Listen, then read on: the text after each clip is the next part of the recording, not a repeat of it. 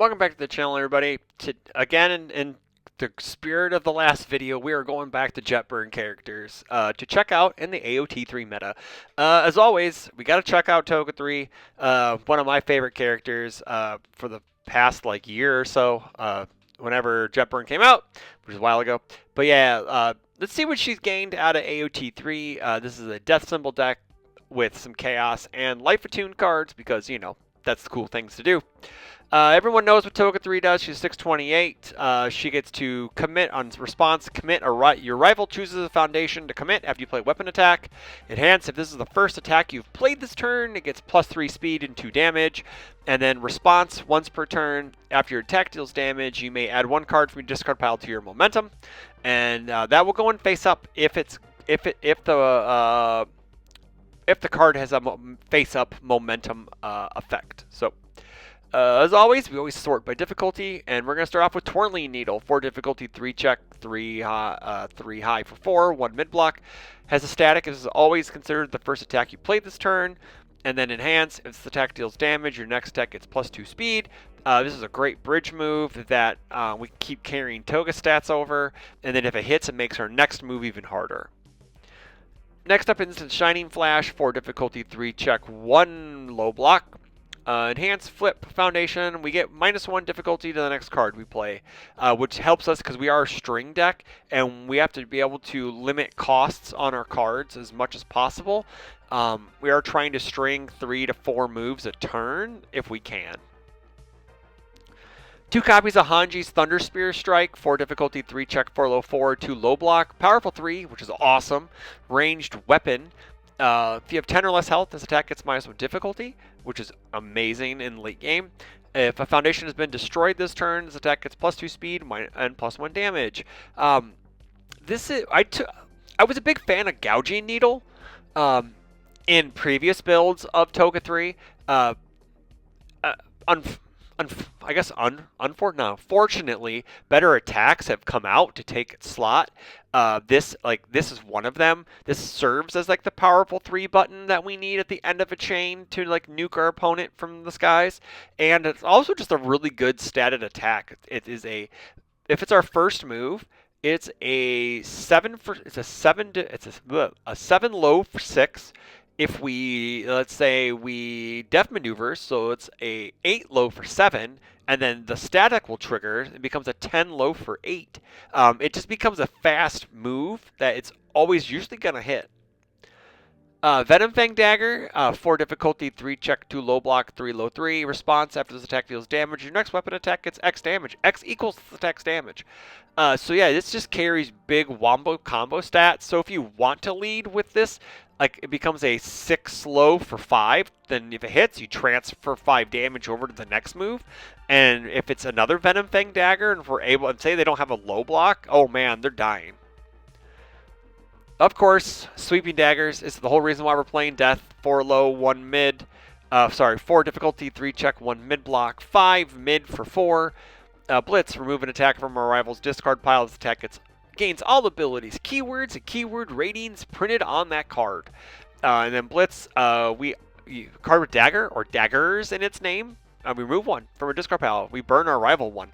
We are playing Venom Fang Dagger, Sweeping Dagger, and Deception Dagger. So I think it's probably going to be live almost every time except for the first one, unless we've checked one earlier. And then we still play Deception Dagger. This card cannot be undone in Toga 3. 5 difficulty, 3 check, 2 high block, 2 mid for 5. And if it gets added to our own momentum, it goes in face up. Remove 1 card in our rival's discard pile. This attack gets +X speed. X equals the remove card's block mod. And then Enhance, momentum, flip. This weapon attack gains stun 2, and it has stun 2 itself. So this is the best lead-in for Toga. It is a stun 3 move that gets very fast and very huge, and then usually sets up the turn pretty well. And that's just another momentum, which if we hit a Deception Dagger in our discard pile, it's just going to get it in there, and we get additional stuns, which is awesome, because every move has stun 1 with Toga's response. Next up, we got Irwin's Final Charge. 5 difficulty, 3 check, 2 mid block, 5 mid, 5. Breaker 1 charge weapon.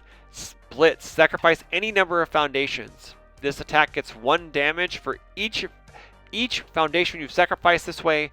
If you sacrifice 5 or more foundations this way, its attack gains 5 speed. So this is just the finisher, man. This gets huge and fast, and let's just say our rivals committed out for some reason. It's just hypothetically speaking. We play this. Say they have 1 foundation up. We play this. They commit 1 with our response, and then we blitz up to 5 foundations. And then we can also, then we get Toga stats on it. We can get deft maneuvers on it. We can get undercover infiltration on it. It just becomes massive. But again, this is usually the last attack we throw in a turn, and usually it's for lethal. Next up, we got our zeros. Syndicate Target, Botan's Coaching. The amount of decks where these are the only zeros is definitely more than 5 fingers. More than the amount of fingers I have on my hand, I should say. Because it's like these are like some of the best zeros in the game. I know Syndicate Target, some people poo-poo on it because it doesn't do anything other than block. But it's a 0/6, 0 low block. It's basically just good stats on a card. And Botan's Coaching, Botan's Coaching. Dangerous Combatant, 1/5, 3 low.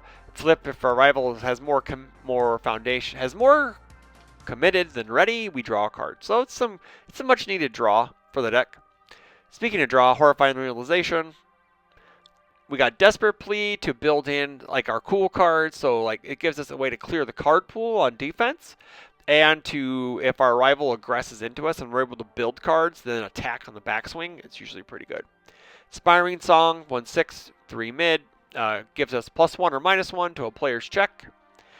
Undercover Infiltration, it's a 1/5, 3 low. This probably could actually be a couple more copies. Because it gives 1/1 on our first move, and so like with Toga, it becomes a 4. It comes 4 speed, 3 damage on our first move, which is huge. Frantic Plea for some much needed defensive draw if our rival is like stringing out on us. We got 3 deft maneuvers, 2/5, 1 high, destroy a foundation or a weapon attack gets 1/1, deadlock or weapon attack gets 1/1. Always cool for turbo build or for damage protection or damage negation. Keiko's Aid for defense, because we may only be blocking 1 a turn. We don't play a lot of defense in the deck. So this is like we need to be able to block and then say, hey man, you need to slow down. Latent Skill for much needed card digging. This is one of our defensive cards. It's one of the maybe 3 or 4. Eaten by Bearded Titan. Tenacious, sacrifice attack gets -3 speed. So if this is committed or stunned out, we're able to pop this to get -3 speed. Dark Ward because we hate responses. Moment of Normalcy because we aren't going to play a lot of defense, and this is probably going to be most of our defense. It's just setting stuff to sprint and speed, blocking once Keiko's aiding, or just returning it to damage. And then Unbreakable to stop that stupid unyielding destruction card. Then, hey, look, we're playing 2. Because for some reason, if we play this as our first move, it's not I know it's not a stun, it's not a weapon, so you don't gain anything out of it, but it is a 5 mid for 8. That each player chooses 4 foundations in their stage and sacrifices the rest. So with Toga, she loves to commit everyone's stage. So you can lead with like Deception Dagger, and let's say you have a Deception Dagger, and you can stun your rival out, and then you play this to build them to 4, or you debuild them to 4, play some foundations, and then you dare them to kill you on 4 foundations. But it can be used as an offensive tool as well. Unbreakable, we got more copies, so we don't want to lose to this card. Devastating Loss, we don't have a real easy way to deal with 9 Titans. Other than this will be it. And then our first move gets pretty big to the point where we get to do that. But this is just a more cleaner way of doing that. 2 Filled with Doubt because we hate our rivals' moves, and this should always be in everyone's sideboard. Again, you probably an argument you could main this and then play 2 more other cards in your board, but you know the deck's 63 cards, so it's pretty much almost as small as it can get. And then 2 more copies of Dark Ward, just because we hate responses, because responses suck. So yeah, guys, that's the Toga 3 Death for the AOT 3 meta. I know normally I usually play Death, or I usually play Chaos or Life, but the Death variant added in, like I guess sweeping daggers is the big thing. Like sweeping daggers, we don't have walk the dog, but we do get a big bomb in Irwin's final charge.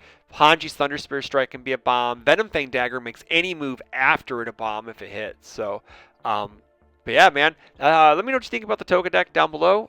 Don't forget to like, share, comment, subscribe. Hit those bells for notifications so you don't miss the video. And don't forget to catch us every Friday night over on my Twitch channel. Me and the Final Round team, we go through Crash Course every week.